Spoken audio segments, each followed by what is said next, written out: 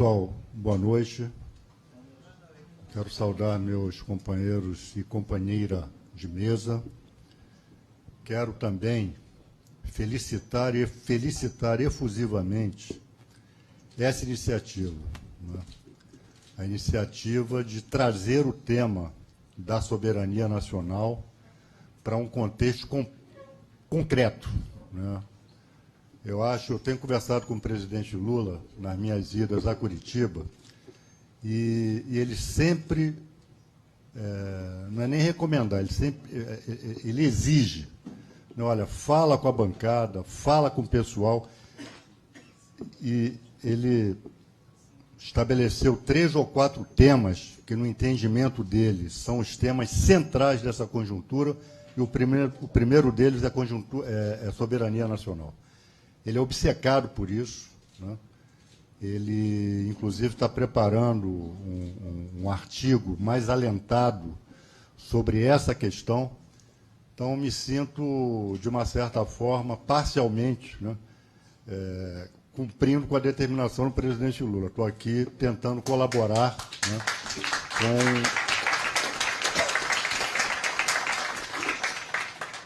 com essa questão que é tão cara ao povo brasileiro, enfim, e que sofre por parte desse aglomerado miliciano, né, que tomou conta do governo, sofre uma hostilidade de morte, né? O Brasil, literalmente, eu não posso mais usar o termo abriu as pernas, então eu vou usar o termo comum. O Brasil se entregou aos Estados Unidos. E nesse sentido, e acho que a Carol e o Zé Maria vão se deter mais detalhadamente sobre... Vocês perdoam a minha voz, pessoal, estou gripado, então estou quase perdendo a voz aqui. Sobre esse acordo, né? Um acordo absolutamente, não só imoral, mas absolutamente ilegal, né? Mas ele se insere exatamente nesse contexto de entrega unilateral por parte do Brasil da sua soberania aos Estados Unidos. Então, esse acordo é um exemplo candente, né? Um acordo absolutamente despropositado. Eu ainda não o li detidamente, eu tive contato com ele ainda agora, né? Eu recebi, não tinha nem do original, e tive contato agora com o texto traduzido, né? Mas essa questão da Lava Jato, nesse sentido, sem que o Nassif tenha me pedido, eu vou prestar uma assessoria a ele, porque eu vou... Algumas questões que ele abordou aqui, e alguns personagens a que ele fez referência, eu vou fornecer alguns detalhes, né, daquilo que ele já relatou, né, em furo jornalístico, inclusive, né.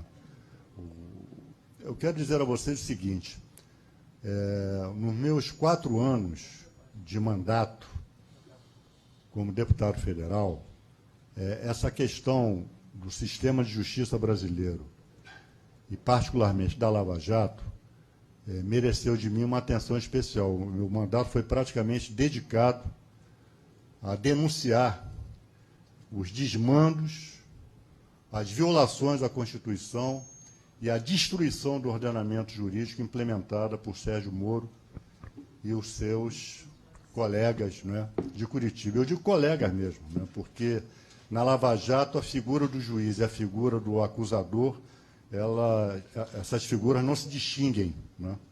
Elas não se distinguem. O Sérgio Moro, ele foi juiz, foi acusador, coletou provas, né?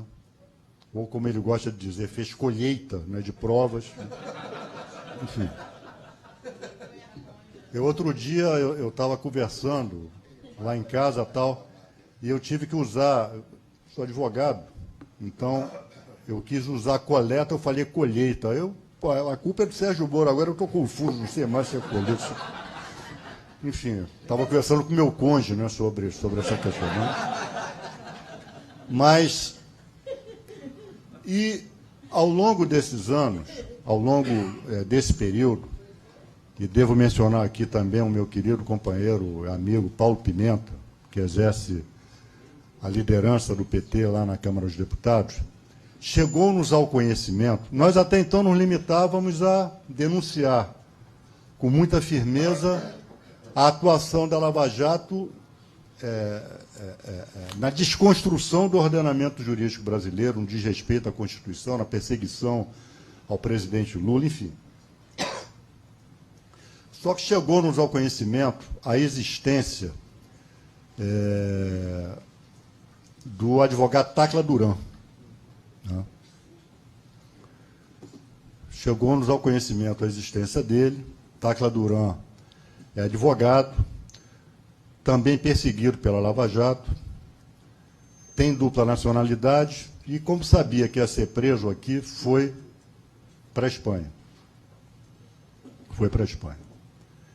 E eu e Pimenta fomos atrás dele lá na Espanha. Fomos a Madrid, se não me engano, no início do ano passado. Início do ano passado, início de 2018. Porque as informações que nós tínhamos é que ele poderia nos fornecer informações valiosas acerca dos procedimentos, né, da Lava Jato. E nós estávamos necessitando ter mais elementos. Nós estávamos num plano muito doutrinário. Né? A Lava Jato cometia um desmando, nós subimos à tribuna, fazíamos artigo para contestar aquele desmando, enfim. E ele, Tacla Duran, foi quem, pela primeira vez, pelo menos pela primeira vez para nós, nos falou da relação Lava Jato com o Departamento de Justiça norte-americano. Falou, olha, procurem destrinchar essas relações. Então disse que, olha, procuradores americanos estiveram em território brasileiro interrogando colaboradores da Lava Jato, um deles, Delcídio Amaral. O procurador foi a Mato Grosso entrevistar o Delcídio, tomar o depoimento do Delcídio. E não só Delcídio, diversos outros personagens foram interrogados por agentes do Departamento de Justiça norte-americano. Então, quando eu e Pimenta voltamos ao Brasil, nós nos imbuímos da tarefa de procurar levantar e sistematizar esse relacionamento absolutamente espúrio, ilegal, imoral, inconstitucional. Mas, como disse o Nassif, movido pela política. Nesse momento, estamos sendo acompanhados por 7.000 internautas. Bacana.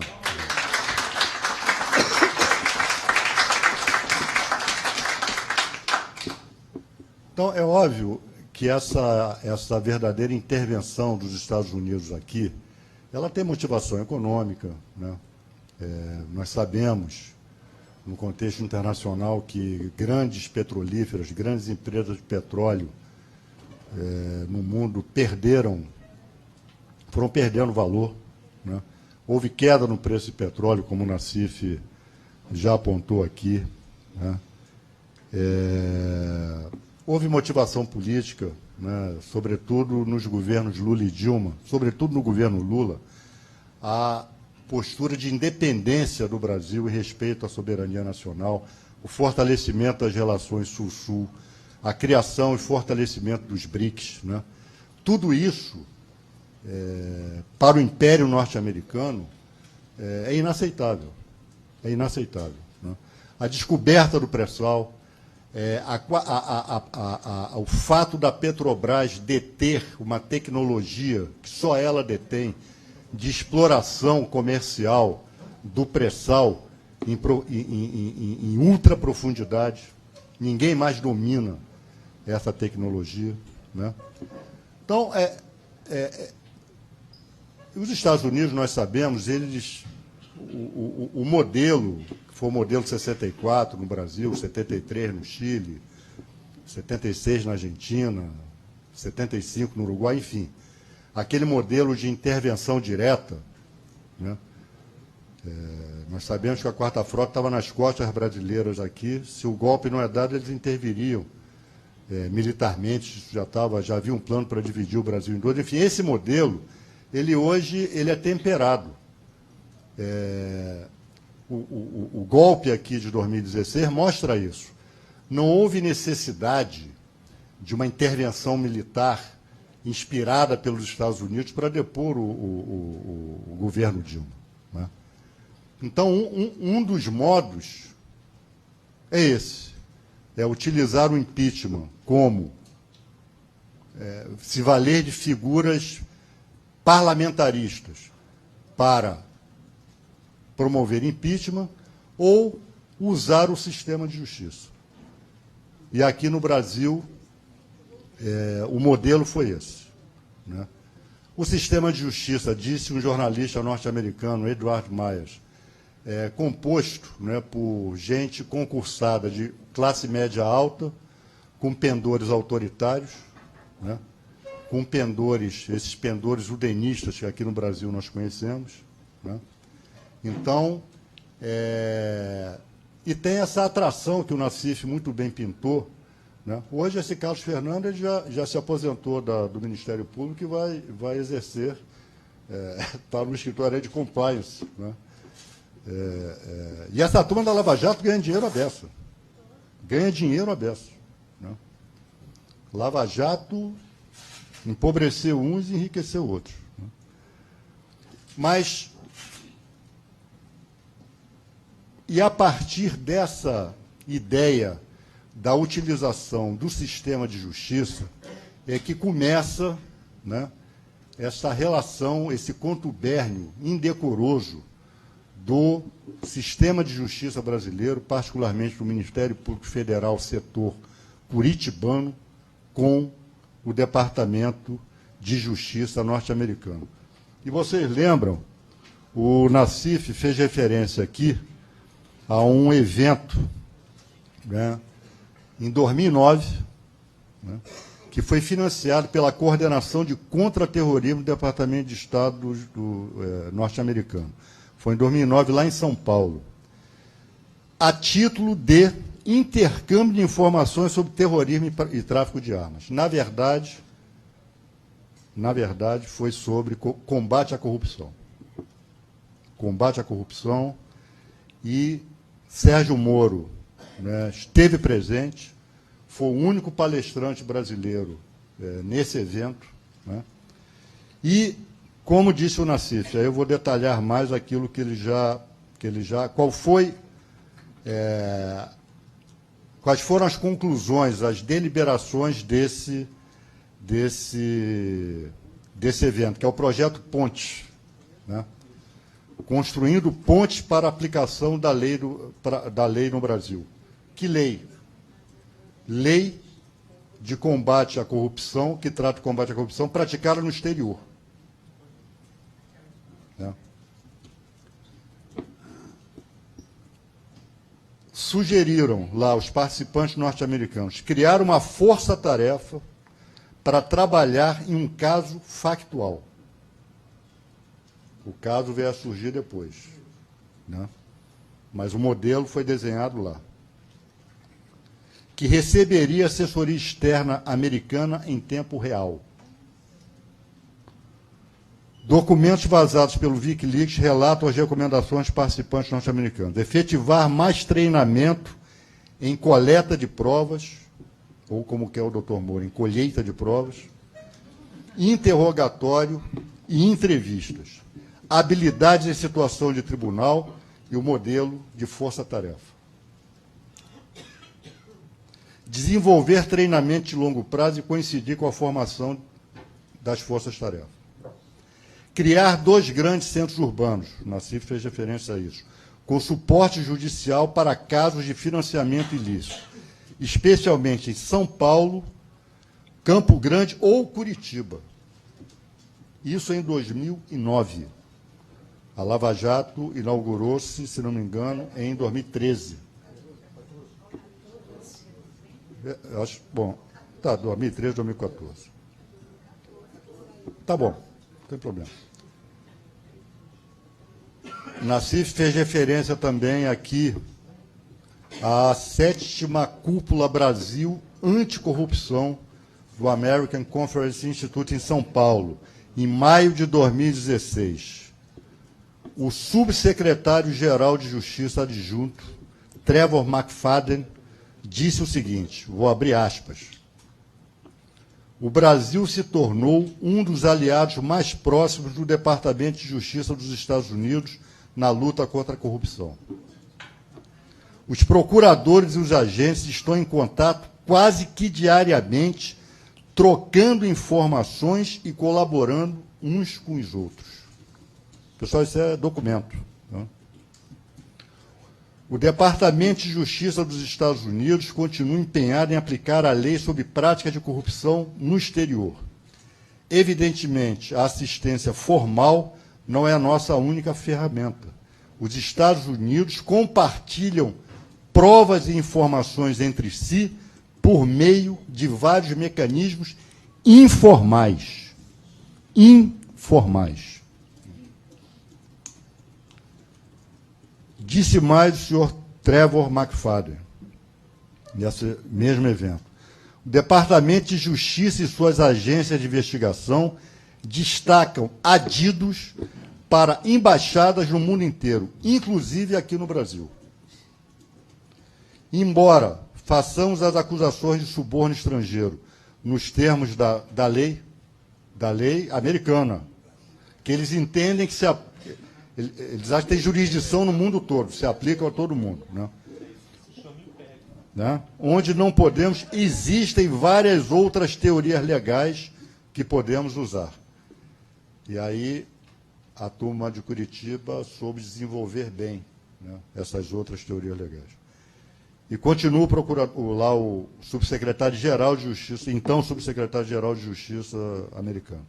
Um dos principais benefícios da nossa cooperação mais próxima, como a Procuradoria-Geral da República do Brasil, é garantir que os infratores que não sejam processados criminalmente de maneira apropriada nos Estados Unidos sejam responsabilizados por sua conduta criminosa em outro país. Ou seja, o cara cometeu o crime aqui no Brasil e isso dá... Eles acham que estão legitimados para colaborarem com autoridades brasileiras. Procuradores do Departamento de Justiça dos Estados Unidos trabalham regularmente com a Procuradoria-Geral. As prisões ocorridas aqui recentemente são bons exemplos dessa cooperação. Veja só, o senhor Trevor McFadden, que é procurador norte-americano, afirma: as prisões ocorridas aqui recentemente, aqui no Brasil, são bons exemplos dessa cooperação.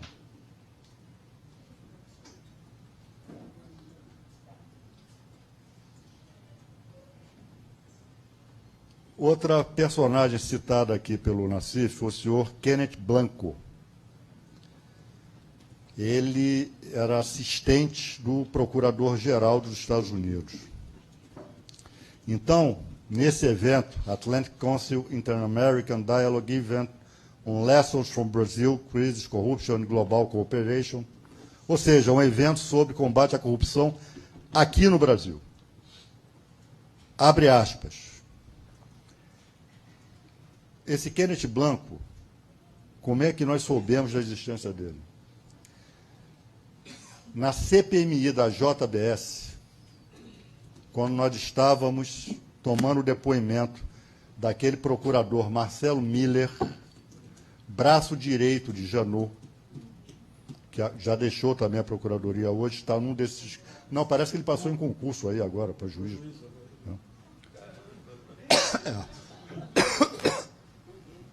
Nós estamos perguntando a ele, sabe aquele negócio no futebol, que o cara vai centrar a bola e erra o centro, chuta errado e faz o gol?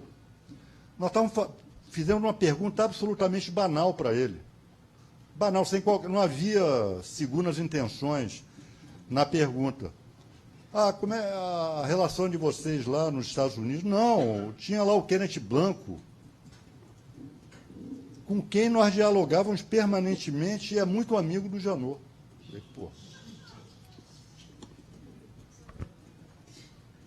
abre aspas, Kenneth Blanco, nesse evento, em julho de 2017. Agradecer-lhe Rodrigo é Rodrigo Janot, pelo fantástico trabalho que nossas equipes estão fazendo. Esta confiança permite que os promotores e agentes tenham comunicações diretas sobre as provas. A divisão criminal é composta por cerca de 700 advogados, muitos de escritórios do exterior e em todo o mundo, inclusive no Brasil.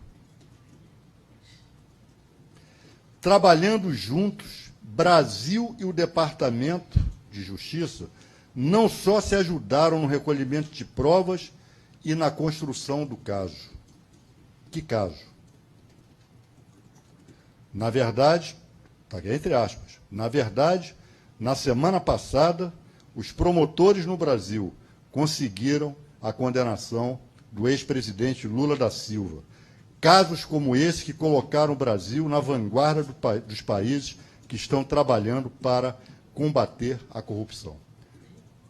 O processo contra o presidente Lula teve participação direta norte-americana. E isto foi celebrado com Rodrigo Janot lá neste evento em Washington, no dia 19 de julho de 2017. Foi a primeira condenação, foi a condenação do Moro. Tá? No chamado caso Triplex. Outra figura, aqui o Nassif fez referência, viu como eu estou assessorando ele aqui? Outra figura, aqui o Nassif fez referência, embora não tenha mencionado o nome, o senhor Andrew Weissmann. Quem é esse Andrew Weissmann? E com toda certeza é em quem Dallagnol e os seus colegas de Curitiba se espelham. Esse sujeito foi chefe da seção de fraude do Departamento de Justiça entre 2015 e 2017. Trabalhou no FBI, ministrou cursos e seminários, etc. Na época, atuava como assessor no FBI do procurador especial Robert Mueller, responsável pela investigação russa. O caso Russian Gate. Que não provou nada. Exatamente. Não provou nada. Não, eles nunca provam. Esse negócio de prova não é com eles, não. Falou em prova, eles saem correndo. É só colheita. É um procurador conhecido por métodos pouco ortodoxos. Fez parte de um grupo de promotores com enorme influência política, denominados overlords, senhores supremos. A Lava Jato tem na seção de fraude do Departamento de Justiça dos Estados Unidos a sua contraparte. Métodos. É especialista em transformar réus em colaboradores, usando qualquer instrumento, prisões prolongadas, ameaça de prisão de membros da família e a tática ou colabora ou te destrua. Que é exatamente o que a Lava Jato faz aqui. Fez isso com a equipe do Trump. Depoimento sobre esse Weissmann e seus métodos, dado aqui por David Schoen, que é um advogado de defesa criminal e ativista de direitos humanos lá nos Estados Unidos. Weissmann faria qualquer coisa por uma condenação. Basta vocês... Pode mudar o sujeito aqui. Dallagnol faria qualquer coisa. Eu só estou aqui citando para vocês verem a identidade de métodos. Mas eu não tive a ideia da fundação do Dallagnol. Ah, não. Você, Dallagnol, é um gênio. Genialidade que faltou ao Weissmann. Gênio aqui, pessoal, estou ironizando, obviamente. As acusações de Weissmann devastaram as vidas das famílias dos executivos da Merrill Lynch, causando enormes custos de defesa, estresse inimaginável e tempos torturantes de prisão. O Tribunal de Apelações da Quinta Corte reverteu a maioria dos casos. Como gerente e depois diretor da Enron Task Force, a força-tarefa da Enron. A gente fala muito que a Lava Jato se inspirou nas mãos limpas. Hoje eu começo a temperar essa ideia. É nisso aqui que a Lava Jato se inspirou.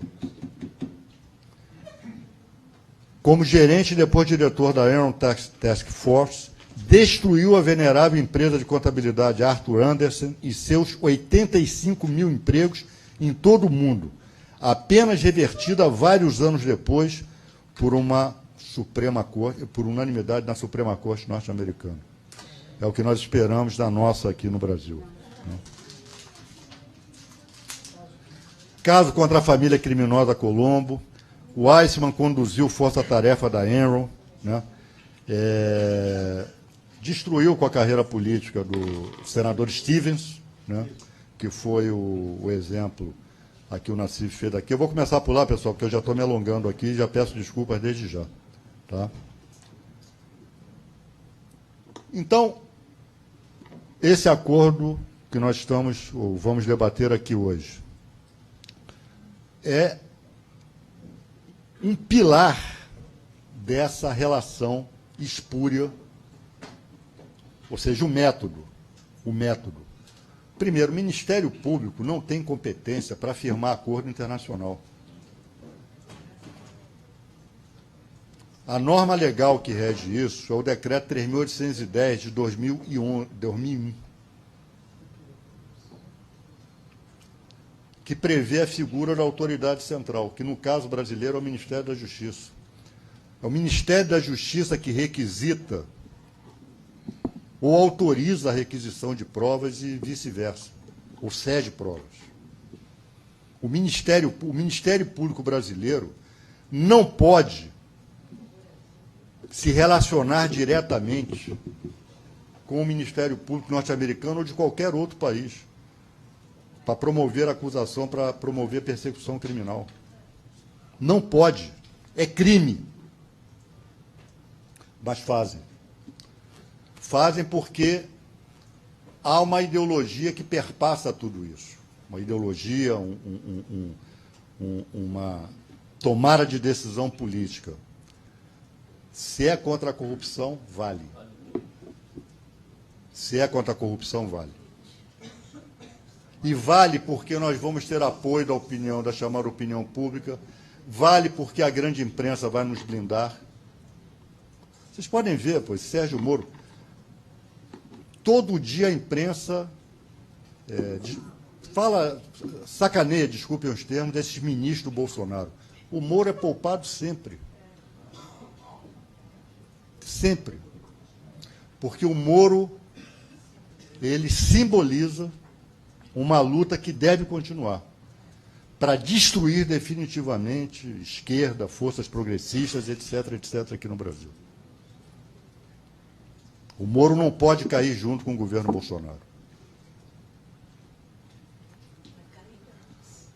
Vamos ver. Eu acho o Nassif muito otimista. Bom, enfim. É só achar um procurador que denuncie o Ministério Público.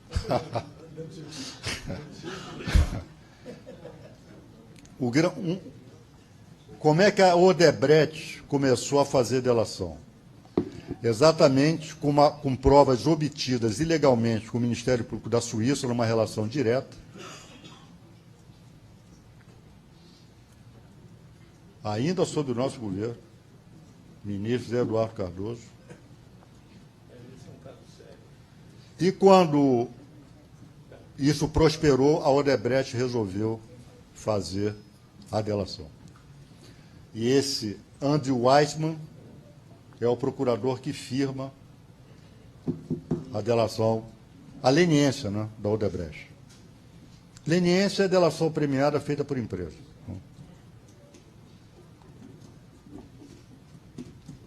Pessoal, para vocês terem uma ideia também, estou terminando, professor.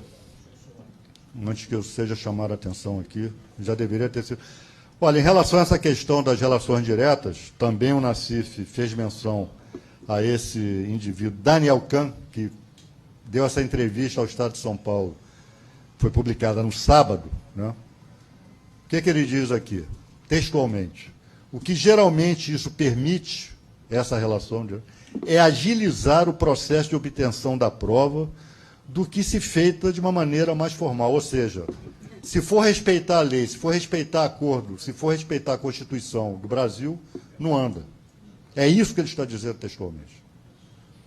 O bom disso é que, se pudermos ter uma conversa antecipada, podemos começar a reunir informalmente a coleta de provas e, em seguida, quando enviamos a solicitação formal, há formalidade.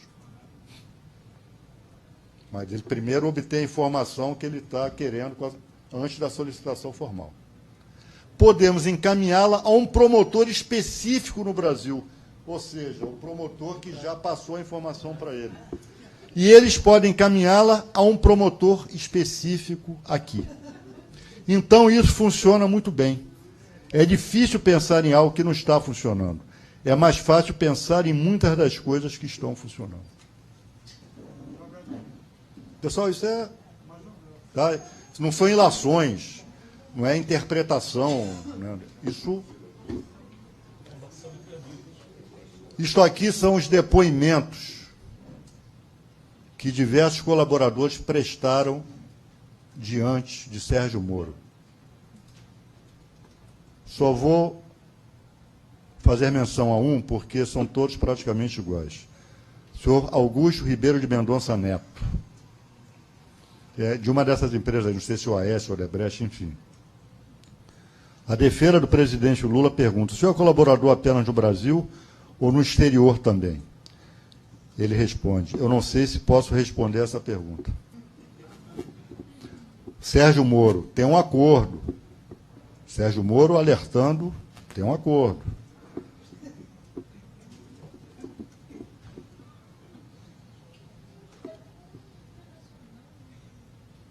A defesa questiona. Aí se pergunta, o juiz Sérgio Moro diz: se tem um acordo de confidencialidade, ele não sabe os reflexos jurídicos de uma eventual afirmação dele. A defesa, corretamente, diz: Vossa Excelência, ele tem o dever de dizer a verdade.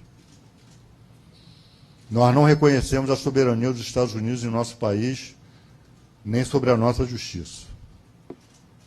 Sérgio Moro simplesmente indeferiu, não permitiu que ele sequer respondesse se tinha ou não acordo. Então, assim foi feito com Augusto Ribeiro de Mendonça Neto, com Dalton Avancini, com Eduardo Hermelino Leite, com Pedro da Silva Correia de Oliveira Andrade Neto, com Paulo Roberto Costa. Esse depoimento do Paulo Roberto Costa foi o depoimento chave na questão da Petrobras. Ele vinha negando todos os fatos até que, seguindo os ensinamentos de André Weissmann, colocaram a mulher dele e a filha no contexto. Gravaram o negócio de sol lá. Botaram a família dele no contexto. E aí ele abriu aquilo que os procuradores querem ouvir. Não é que, vou contar a verdade. Não é isso não, pessoal. Não. É o mesmo método da tortura, não tem... Pedro José Barusco Filho, Nestor Cerveró,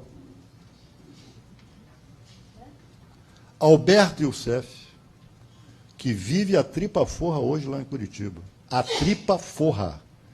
É o delator de estimação de Sérgio Moro, que já não reunia as condições legais de ser delator, porque comprovadamente mentiu no caso Banestado. Fernando Antônio Falcão Soares, Milton Pascovitch e Milton Pascovitch. Todas essas personagens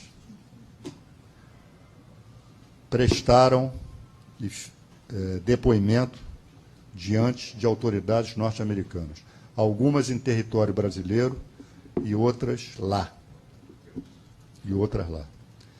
Então, quando nós estamos tratando aqui dessa ligação Lava Jato Soberania Nacional, nada mais pertinente.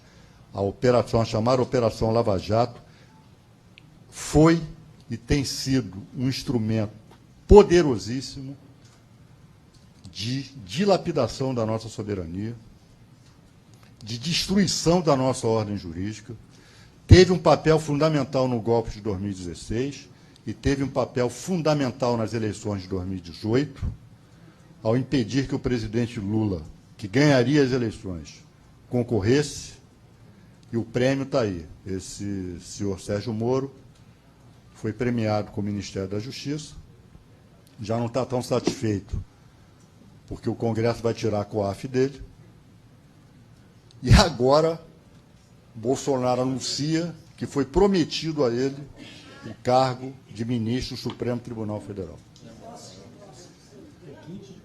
Mas nós vamos evitar esforços para aprovar a PEC que estende a idade para 80 anos. A nossa luta vai continuar. E aí, professor Francisco Teixeira, os historiadores terão um papel fundamental de um dia mostrar ao povo brasileiro o que significou essa Operação Lava Jato, em termos de ser uma operação lesa-pátria e de seus integrantes serem traidores da pátria brasileira. Muito obrigado.